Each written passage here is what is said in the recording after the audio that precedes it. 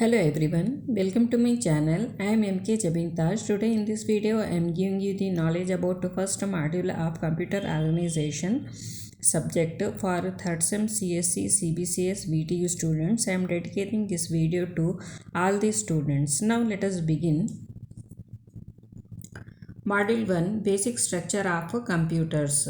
Basic concepts. Computer architecture is concerned with the structure and behavior of the computer.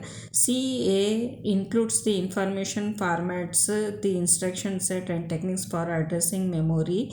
In general, CA covers three aspects of computer design, namely computer hardware, instruction set architecture, and computer organization. First is computer hardware. It consists of electronic circuits, displays, magnetic and optical storage media, and communication facilities. Second is instruction set architecture. It is a programmer visible machine interface such as instruction set registers, memory organization, and exception handling. Two main approaches are CISC and RISC. CISC means complex instruction set computer, RISC means reduced instruction set computer. Now let us see computer organization. It includes the high level aspects of a design such as memory system, bus structure, and design of the internal CPU. It refers to the operational units and their interconnections that realizes the architectural specifications. It describes the function of and design of the various units of digital computer that store and process information.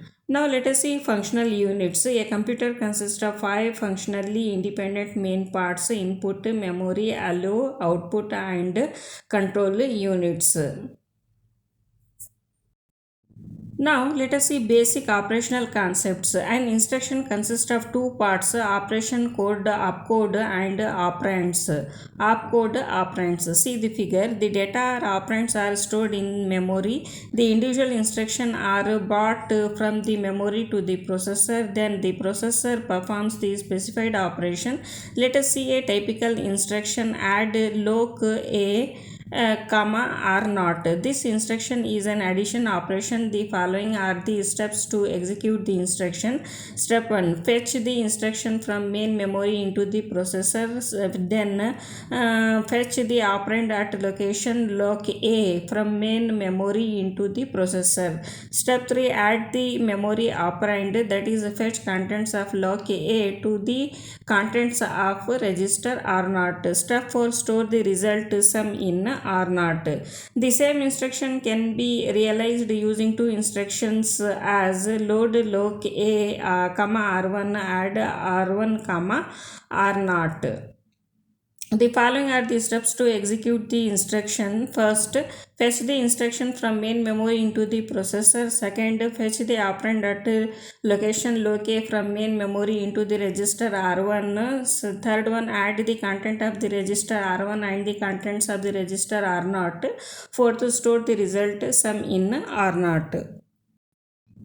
Now let us see main parts of processor. The processor contains allow, control circuitry, and many registers. The process contains n general purpose registers R0 through R n-1. The IR holds the instruction that is currently being executed. The control unit generates the timing signals that determine when a given action is to take place. The PC contains the memory address of the next instruction to be fetched and executed. During the execution of an instruction, the contents of PC are updated to point to next instruction.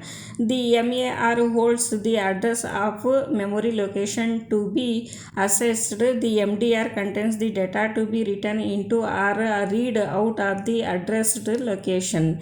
MAR and MDR facilitates the communication with memory. IR means instruction register, PC means program counter, MER means memory address register, MDR means memory data register. Steps to execute an instruction.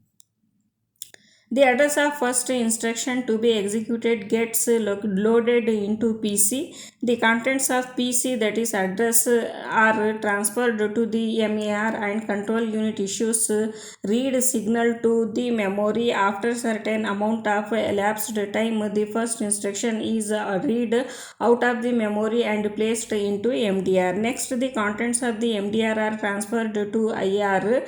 At this point, the instruction can be decoded and executed.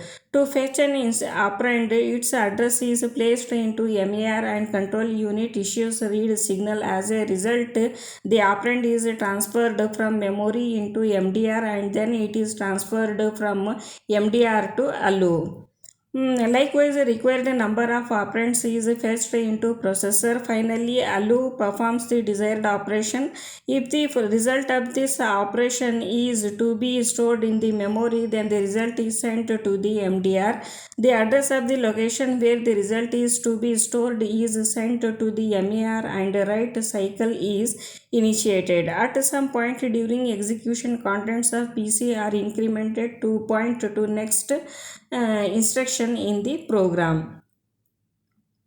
See the figure.